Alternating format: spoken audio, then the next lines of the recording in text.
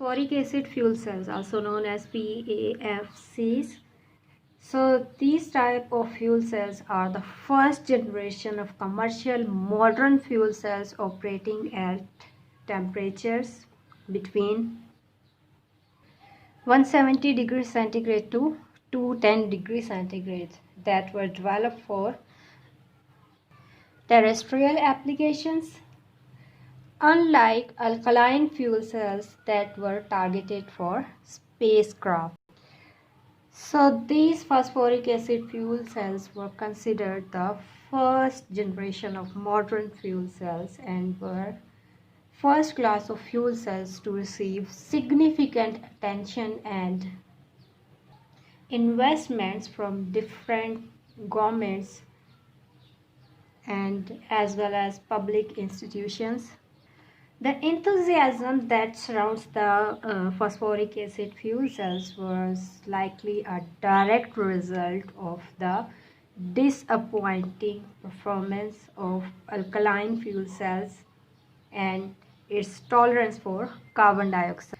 Whereas presence of carbon dioxide in alkaline fuel cells usually results to the formation of carbonates, so they don't have tolerance for the carbon dioxide as compared to the phosphoric acid fuel cells. Here we get 3 plus points of the phosphoric acid fuel cells. Even they are more tolerant than proton exchange membrane fuel cells. Another important significance of using polymer solid electrolyte fuel cells, or also known as solid polymer electrolyte fuel cells, that these are more cheaper or cost effective to use phosphoric acid fuel cells as compared to the solid polymer electrolyte fuel cells that are also important for their high stability. So another important plus point is cost effectiveness of the phosphoric acid fuel cell. These fuel cells can tolerate carbon monoxide concentration of about 1% at 200 degrees centigrade. So that greatly simplifying the choice of fuels they can use, including natural gas, coal liquids, coal gas. These kind of fuels are used for the phosphoric acid fuel cells. Another important significance of using these kind of cells that they generate high temperature waste heat that can be used for heating water, space heating, low pressure steam, etc. So now let's discuss the basic functioning of the fuel cells.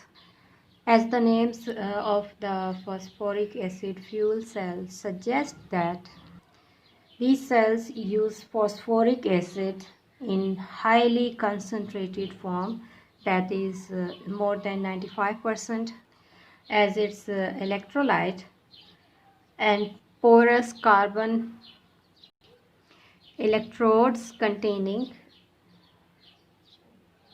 platinum catalyst, both of them, and carbon dioxide containing air is used as the oxidant, whereas pure hydrogen or a hydrogen rich gas act as the primary fuel for power generation, and a porous silicon carbide matrix is often used to immobilize the electrolyte by capillary action. So due to the acid electrolyte used, the internal part of the phosphoric acid fuel cells must be able to withstand high corrosive environment, and they can tolerate of about 1.5% carbon dioxide or the carbon monoxide, as compared to the 1% tolerance that is observed for the liquid electrolyte phosphoric acid fuel cells. So because the electrolyte used is tolerant to the presence of carbon dioxide in the fuel streams, hydrogen produced by the stream reforming of organic fuels such as hydrocarbons, typically natural gas or methane, and alcohols, mainly methanol or ethanol, are often used as anodic reactants. So hydrocarbons, particularly natural gas or methane, alcohols, specifically methanol or ethanol, are often used as the anodic reactants. So these kind of fuel cells can generate the electricity and heat. So cogeneration of electricity and heat, when utilized together, they can act as more efficient as 80% as compared to generating electricity alone. To be efficient, between 40 to 50%. Anodic and cathodic reactions for this kind of fuel cells is given here. So the cell is actually composed of two porous gas electrodes, that is anode and the cathode, which are juxtaposed against a porous electrolyte matrix that is composed of silicon carbide containing phosphoric acid having concentration greater than 95%. And the gas diffusion electrodes are composed of a porous substance that is usually the carbon or cloth facing the gas feed. Here we have gas feeds and a reactive catalyst layer consisting of platinized fine carbon powder facing the electrolyte. So these red surfaces are actually consist of platinized fine carbon powder that is facing the electrolyte at the anode.